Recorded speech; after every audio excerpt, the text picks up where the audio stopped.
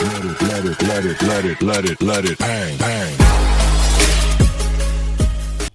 बालक बालिकाओं, आप सभी का स्वागत है हमारे YouTube channel Kanad coaching classes में। तो आज हम शुरू करने जा रहे हैं आपका कूलाम का नियम, जो कि इससे पहले लेक्चर में आपको बता चुका हूं किसके बारे में, वैद्युत आवेश और उसके गुणों के बारे में। देखिए, तो ये आपका बहुत इंपॉर्टेंट टॉपिक हो जाता है क्लास 12 बोर्ड एग्जाम्स के पॉइंट ऑफ व्यू से भी, और आपका जो क्या कहते हैं कंपटीशन के पॉइंट ऑफ व्यू से भी, और अदर चीज़ों में भी आपका ये काफ़ी पूछा जाता है। देखिए, तो शुरू करते हैं कूलाम्स लॉ। देखिए, कोई भी आप नियम देते हैं तो नियम को देने का एक पैटर्न होता है, एक अच्छे से उसका परफॉर्मा क्या होता है उसको सीखते हैं। कोई भी नियम आप देते हैं तो सबसे पहले नियम में हम देते हैं उसका इंट्रो, उसके बाद देते हैं उसका स्टेटमेंट, और लास्ट में आता है इसका मैथमेटिकल फॉर्मूला। तो सबसे पहले हम इंट्रो देते हैं। इंट्रो में क्या होता है आपका, इंट्रो में हम बताते हैं कि कोई भी जो नियम है वो आपका कब दिया गया था, किस साइंटिस्ट ने दिया था और किस पर्पज से दिया था। उसके बाद स्टेटमेंट, यानी इस नियम में आपका बताया क्या जाता है, और थर्ड आपका आता है मैथमेटिकल फॉर्मूला। तो ये आपको किसी भी नियम के अंदर लिखना ही होता है। उसके अलावा अगर आपसे इसका डेरिवेशन पूछा जाता है तो आप इसका डेरिवेशन को भी करेंगे, बट बहरहाल 2 नंबर के क्वेश्चन में आपको इतना ही लिखना होता है। तो सबसे पहले हम शुरू करते हैं कि कूलाम का नियम कब दिया था, किसने दिया था। तो जैसे नाम से स्पष्ट है कूलाम, तो साइंटिस्ट कूलाम ने दिया था। आपका कब दिया था, सन 1785 ईस्वी में। तो सन 1785 ईस्वी में फ्रांसीसी वैज्ञानिक सर कूलाम ने, फ्रांसीसी वैज्ञानिक सर कूलाम ने इस नियम को दिया था। ओके, तो किससे रिलेटेड दिया था कि 2 स्थिर बिंदु आवेशों के बीच, बिंदु का मतलब है बहुत छोटा आवेश, तो किन्हीं 2 स्थिर, स्थिर का मतलब है कि आवेश आपका चल नहीं रहा होगा, एकदम स्टेबल है। 2 स्थिर बिंदु आवेशों के बीच लगने वाले वैद्युत बल के संबंध में एक नियम दिया, जिसे कूलाम का नियम कहते हैं।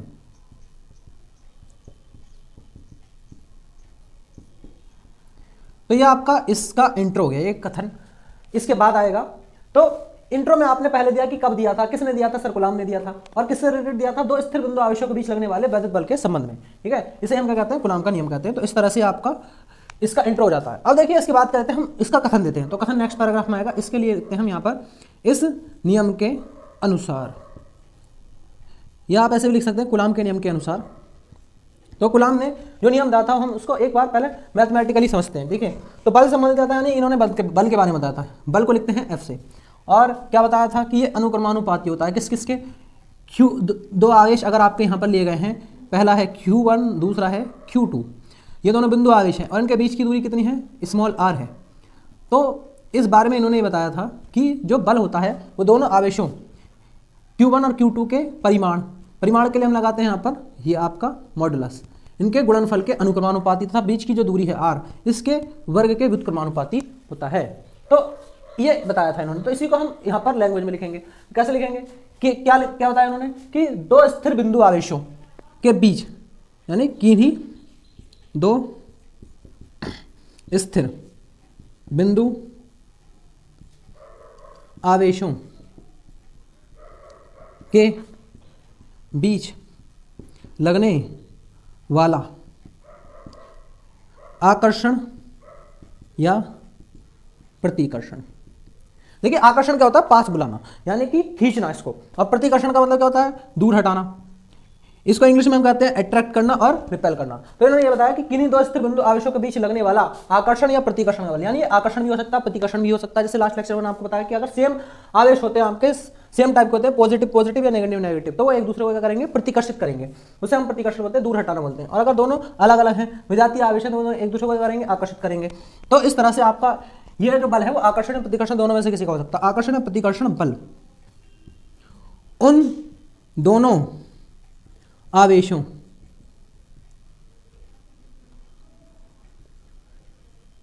के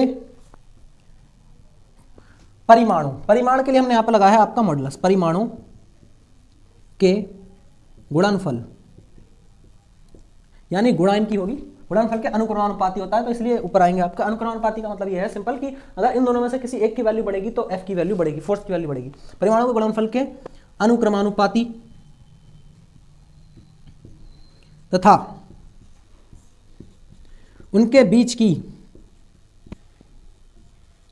दूरी, दूरी यहां पर हमने किससे लिखी है, आर से, उनके बीच की दूरी के वर्ग के व्युत्क्रमानुपाती होता है तथा अब देखिए ये तो हमने इसके परिमाण की बात करी, जो परिमाण है आपका वो क्या होगा, इन दोनों के गुणनफल के अनुगुणानुपाती तथा इसके वर्ग के व्युत्क्रमानुपाती होगा। लेकिन चूंकि बल आपका एक सदिश राशि होता है तो इसलिए यहां पर हम इसकी दिशा भी इस नियम के अंदर इंक्लूड करेंगे तथा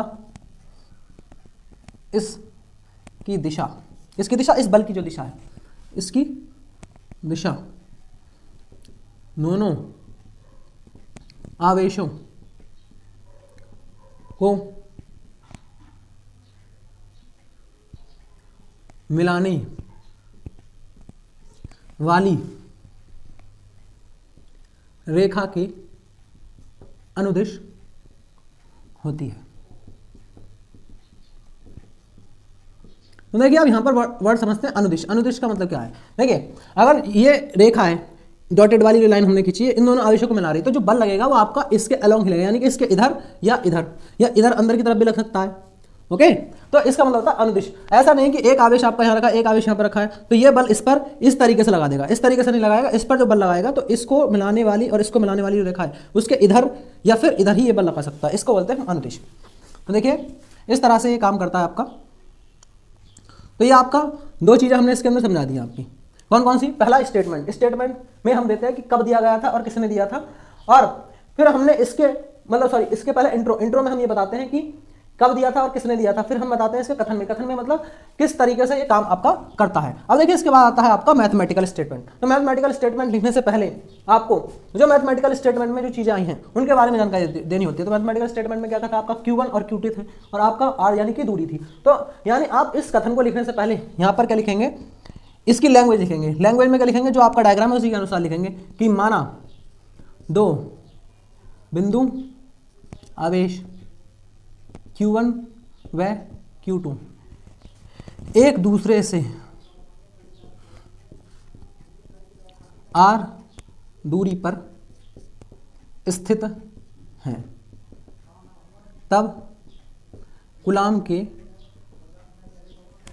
नियमानुसार, यानी कूलाम के नियम से हमको क्या मिलता है, बल मिलता है। तो बल आपका किसके समानुपाती होगा, Q1 और Q2 के परिमाणों के समानुपाती होगा। यानी यहाँ पर अगर Q1 और Q2 प्लस के या माइनस के तो उनका चिन्ह नहीं रखना है परिमाण निकालते समय। तो इस तरीके से आपका दिया जाता है कथन के अनुसार। में क्या लिखा कि जो बल है वो आपका Q1 और Q2 के गुणा के अनुक्रमानुपाती तथा बीच की दूरी जो R है उसके वर्ग के उत्क्रमानुपाती होता है। देखिए अनुक्रमानुपाती चिन्ह जब हम हटाते हैं तो यहाँ पर आपका एक नियतांक आता है जिसे हम लिखते हैं स्मॉल के से। तो इस स्मॉल के को हम कहते हैं आपका यहाँ पर कूलाम बल नियतांक, जहाँ के को कूलाम बल नियतांक कहते हैं।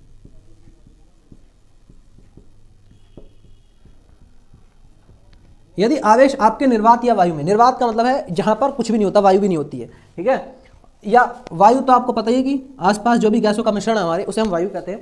तो यदि आवेश निर्वात या वायु में उपस्थित हो, तब वायु में उपस्थित हो तब हम के की जो वैल्यू लिखते हैं वो लिखते हैं 1/4πε0 Q1 Q2 और बटे में R²। देखिए ये वाली वैल्यू तो बिल्कुल सेम रही, ये आपने के का मान रख दिया निर्वात या वायु के लिए। देखिए यहाँ पर जो आपका के है, के का जो मान निकल करके आया वो था आपका 1/4πε0 और Q मतलब ये जो आपका के का मान है केवल इतना। तो इसकी वैल्यू आपको याद रखनी है, न्यूमेरिकल्स में आपके काम आएगी कई बार। इसकी जो वैल्यू होती है 9 × 10⁹। अब देखिए मात्रा को निकालेंगे हम इसका, तो यह मात्रा कैसे निकालेंगे, जैसे आपका F बराबर कितना है के Q1 Q2/R²। तो देखिए आपको के की वैल्यू निकालनी है, तो R जो है वो आपका भाग में इधर इधर किस में चला जाएगा, आपका गुणा में पहुंच जाएगा, और ये दोनों गुणा में है तो इधर किस में आ जाएंगे, भाग में जाएंगे। तो इस तरह से आप के की जो यूनिट है यानी कि मात्रक है उसको आप निकाल सकते हैं। देखिए F क्या है, बल का मात्रक होता है न्यूटन, और R क्या है, दूरी का मात्रक होता है मीटर। तो इसके ऊपर स्क्वायर लगा देंगे।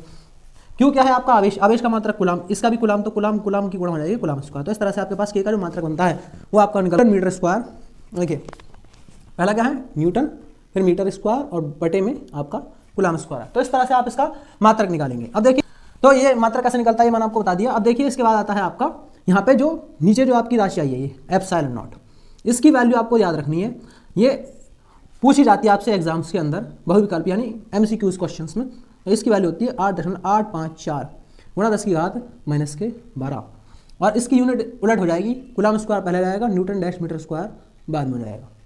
तो इस तरीके से हम इसकी वैल्यू फाइंड आउट कर सकते हैं। देखो एप्सिलॉन नॉट की जो यूनिट है उसको निकालने का सिंपल तरीका है, यहाँ पे आप एप्सिलॉन नॉट को इधर पहुंचा दीजिए और के को नीचे ले आइए। तो जब नीचे ले आएंगे तो इसका मात्रक इस तरीके से उल्टा हो जाता है आपका। तो इसकी वैल्यू आपको याद रखनी है। एक और इसके अलावा इसमें एक चीज़ पूछी जाती है आपसे एप्सिलॉन नॉट का विमीय सूत्र। तो हम एप्सिलॉन नॉट का विमीय सूत्र निकालते हैं। देखिए कैसे निकालते हैं। तो एप्सिलॉन नॉट का विमीय सूत्र निकालने का तरीका क्या है कि आपको पहले फॉर्मूला लिख लेना है यहाँ पर Q1 Q2 अपॉन में R स्क्वायर। अब देखिए हमको किसका निकालना है एप्सिलॉन नॉट का विमीय सूत्र। तो एप्सिलॉन नॉट को हम इधर ले जाएंगे, ये यहाँ से कहाँ जाएगा भाग में जाएगा, क्योंकि एक को गुणा में इधर किस में जाएगा एक के भाग में जाएगा। तो ये आ जाएगा FR स्क्वायर। इसको हमने इधर भेज दिया, इसको इधर ले आए। तो अब देखिए एप्सिलॉन नॉट का आपको विमीय सूत्र निकालना। तो विमीय सूत्र के लिए हम लगाते हैं यहाँ पर आपका ब्रैकेट और यहाँ पर हम इसकी बीमा लिखेंगे इस तरीके से FR स्क्वायर। यहाँ देखिए 1/4 कॉन्स्टेंट है, कॉन्स्टेंट की कोई बीमा नहीं होती है। अब देखिए इधर तो Q1 और Q2 क्या है आपके आवेश। आवेश का विमीय सूत्र आपको याद होना चाहिए क्या होता है AT। इसका भी आपका AT होता है। बल का आपका होता है MLT-2 और R की होती है बीमा L। इसके ऊपर 2 लगाए तो आप पावर 2 लगा देंगे इसकी। अब देखिए इसको सॉल्व करते हैं हम। तो M की पावर नीचे 1 है, ऊपर आके माइनस का 1 हो जाएगा ये। अब देखिए L की पावर 1 और 2 कितना हो गया 3, ऊपर आगे कितना होगा माइनस के 3। T की पावर कितनी 1 और 1 2 और ऊपर आगे +2 जुड़ जाएगा तो आएगा T की पावर 4। और देखिए A कितना है 1 और 1 2, ये आपका हो जाता है A2। यानी इसका जो विमीय सूत्र बनेगा M-1 L-3 T और A2। तो ये इसकी बीमा हो जाती है। अब देखिए इसके बाद नेक्स्ट चीज़ इसमें क्या पूछी जाती है, जैसे ये आपने अभी समझा इसका मान जो है वो लिखा गया है हमने निर्वात या वायु में। तो इसको हम समीकरण 1 मान लेते हैं। अब यदि आवेशों के बीच कोई परावैद्युत माध्यम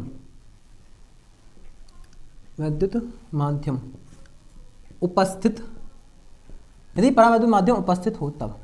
देखिए परावैद्युत क्या होता है, परावैद्युत को हम जनरली अचालक कहते हैं, यानी जिसमें से आपकी करंट पास नहीं हो सकती, बिजली नहीं गुजर सकती, उसको हम अचालक कहते हैं और उसी को ही हम परावैद्युत भी कह सकते हैं। तो यदि आवेशों के बीच में कोई परावैद्युत माध्यम रख दिया जाए, जैसे जल रख दिया, क्योंकि जल शुद्ध जल जो है वो आपका विद्युत का अचालक होता है, उसमें से करंट पास नहीं हो सकती। लेकिन जब आपका जिसमें मिले रस मिले हुए हैं, लवण मिले हुए हैं, तो उस टाइप का जो जल होता है वो विद्युत का चालक होता है। सॉल्ट वाटर जैसे आप कहोगे तो वो विद्युत का चालक है, लेकिन प्योर वाटर आपका विद्युत का चालक नहीं होता है। तो जैसे जल हो गया, मोम हो गया, कागज हो गया, तो ये सब विद्युत का चालक है, तो इनको हम परावैद्युत माध्यम भी कह सकते हैं। तो जब हम यहाँ पर रखते हैं तो आपका जो बल है वो चेंज हो जाता है, बदल जाता है। यहाँ पर हम कैपिटल K से गुणा करते हैं और कैपिटल K क्या है, ये माध्यम का परावैद्युतांक है, इसे हम माध्यम का परावैद्युतांक कहते हैं। तो अब देखिए यहाँ से इसकी बाकी चीज़ें सेम रहेंगी, माध्यम की उपस्थिति में केवल K बढ़ जाता है आपका यहाँ नीचे। ये का मान अलग अलग मीडियम्स के लिए अलग अलग होता है। जैसे धातुओं के लिए इसका मान अनंत होता है और निर्वात या वायु के लिए इसका मान 1 होता है और बाकी अन्य अचालकों के लिए इसका मान K का 1 से बड़ा होता है। तो इन चीज़ों का आपको ध्यान रखना है कि K की जो वैल्यू है, उसको समीकरण 2 लिख देते हैं पहले हम। K की जो वैल्यू है वो इनफाइनाइट होगी, इसके लिए धातुओं के लिए या चालकों के लिए। K की जो वैल्यू है वो बराबर 1 होगी निर्वात या वायु के लिए, निर्वात या वायु इसके लिए, ठीक है। और K की जो वैल्यू है वो 1 से बड़ी होगी, किसके लिए, अचालकों के लिए, या हम जिसे परावैद्युत कहते हैं उसके लिए, ठीक है। तो अब देखिए समीकरण 2 को हम भाग करते हैं समीकरण 1 से, भाग करेंगे। तो अब देखिए चूंकि बल बदल चुका है तो हम इसे Fm के से भी डिनोट कर सकते हैं, F डैश से भी डिनोट कर सकते हैं, यानी कि force in the presence of medium, परावैद्युत माध्यम यानी कि डाइलेक्ट्रिक मीडियम के प्रेजेंस में फोर्स को हमने Fm से डिनोट किया है और निर्वात या वायु की में F से डिनोट किया है। आप चाहें तो इसके ऊपर F डैश से भी डिनोट कर सकते हैं। जब भाग करेंगे तो आपका आएगा Fm अपॉन में F और यह आता है 1/4πε0 के Q1 Q2 अपॉन में R स्क्वायर और अपॉन में आपका, ये समीकरण 2 हो गई, समीकरण 2 लिख ली हमने ऊपर और समीकरण 1 से इसको भाग कर रहे हैं तो यह आ जाता है आपका Q1 Q2 अपॉन में R स्क्वायर। तो देखिए इसका काम खत्म हो गया, यहाँ पे इससे एक कैंसिल, इससे एक कैंसिल, इससे ये कैंसिल। तो आपका Fm अपॉन F की जो वैल्यू आई वो कितना आई 1 अपॉन में K। तो Fm की वैल्यू आई आपके पास कितनी F अपॉन में K। तो देखिए के का मान चूंकि 1 से बड़ा होता है, अगर कोई भी संख्या है अगर हम उसको 1 से बड़ी संख्या से भाग देते हैं तो उसकी जो आंसर है वो वैल्यू घट जाती है। देखिए जैसे 5 है, अगर हम इसको 1 से बड़ी संख्या फॉर एग्जांपल 2 से डिवाइड करें तो 5 से छोटा ही मान हमको मिलेगा, जैसे 2.5 मिल गया।